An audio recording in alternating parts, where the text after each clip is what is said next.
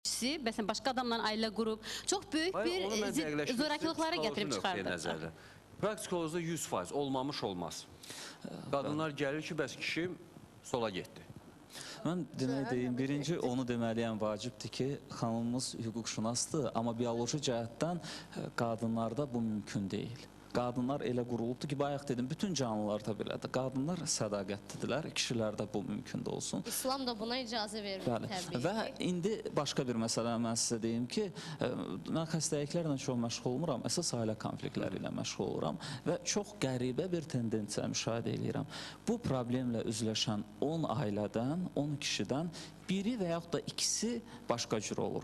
Hardasa 8-i, 9-u bilirsiniz necə? Gedirlər öz qadınından daha çirkin, öz qadınından daha qabiliyyətsiz, daha ağılsız, daha dəyərsiz birinin yanına gedirlər. Və burada artıq bilirsiniz, sual doğur bu kişinin psixi durumu haqqında. Bilirsiniz, gözlənilənin əksini biz müşahidə edirik və onda belə çıxır ki, o sadəcə olaraq natamamlıq kompleksindən irəli gəlir. Bəzi kişilərdə var, düşünür ki, belə gəzməklə güya bu üzr istəyirəm maçodur, güya bu özünün temperamentdə olduğunu sübut eləyir, güya kiməsə nəyisə sübut eləmək istəyir, bəli. Amma əslində görürsünüz ki, gedirlər daha aşağı bir qadına üst tuturlarsa və burada aydın bir məsələdir ki, bu kişinin özünün psixi natamamlığından irəli gəlir və məsuliyyətsizlik, səhlənkarlıq. Çünki keçən dəfə də dedik, yəni əgər bir kişi ailəsinin, uşağının qeyrətini çəkə bilmirsə, bilirsiniz, insan, kişi, bəy evinə bəy kimi gəlməlidir. Evinə oğru kimi gizlin gəlməməlidir. Əgər söhbət bu ikinci ailədən gelirsə,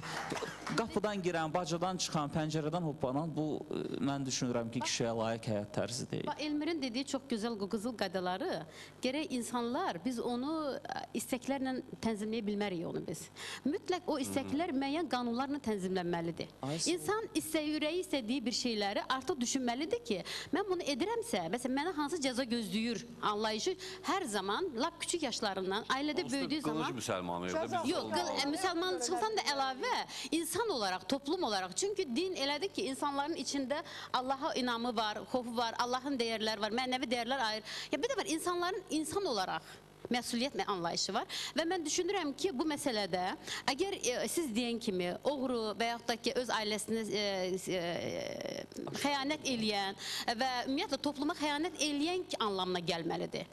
Məsələn, qonşusuna xəyanət eləyən anlamına gəlməlidir, cəmiyyətinə xəyanət eləyən anlamına gəlməlidir və bunlar mütləq, əgər bizim cinayət məcəlləsində bununla bağlı xüsusi norma olsa əgər, bugün hər hansı bir ölkələrin qanunvericiliyinə baxdığımız zaman biz baxırıq ki, məsələn, orada heç vaxt Türkiyədə əgər kişi evlidirsə, bəzən heç qeyri-rəsmi belə olsa belə, boşanmadan, hətta vətəndaş belə nikahına gedə bilmir başqası ilə. Və bugün kinollarda biz bunu görürük. Hətta çox böyük bir ciddi yasaqlar var burada toplumda. Yəni ona görə də mütləq evlilik anlayışı və mütləq o qanunla tənzimlənməlidir və çox evlilik anlayışı da və ikinci evlilik anlayışı da, məsələn, mən bu yaxınlarda üzr istəyirəm ifadəmə görə təzə bir məlumat eşitdim ki, hələ boşanmayıb, gedib ayrı bir qız da qaçırdım. Olur da. Yəni bilmirlər, anlayışı yoxdur. Məsələn, bu əslində bu məsələ... Valideyn tanıyıram, bilir ki, bu kişi 3-4 dəfə evlənib, boşanıb, yaşı da var. Qızı götürür, kəbinsiz verir o kişiyə. Var elə valideyn. O valideynin də psixi natamamlığından xəbər verir də. Bayaqlarım efirdən kənar bir şey deyirdik ki, biri var yenə deyirik də, elə bir qadındır ki, açıq danışaq da cəmiyyətdə heç cür kişi bundan nə bir insan kimi, nə bir kişi kimi, nə bir vətəndaş kimi razıqane ola bilmir. Bu bir ayrı bir hal. Biri də var ki, yenə deyirəm, doğrudan da layiqli bir qadını gedib daha dəyərsiz biri ilə əvəz eləmək, bu psixi bir problem və bir də... Onu deyək ki, özünə uyğun olmayan. Və bir də o qanun məsələsində... Təbii ki, o insanlar hamısı dəyərlidir, amma biz... Bəzi ağılsız qadınlar var, dırnaq arası, o ikinci, üçüncü... Yox, ağılsız dırnaq arası olmur, ağıllı dırnaq arası olur.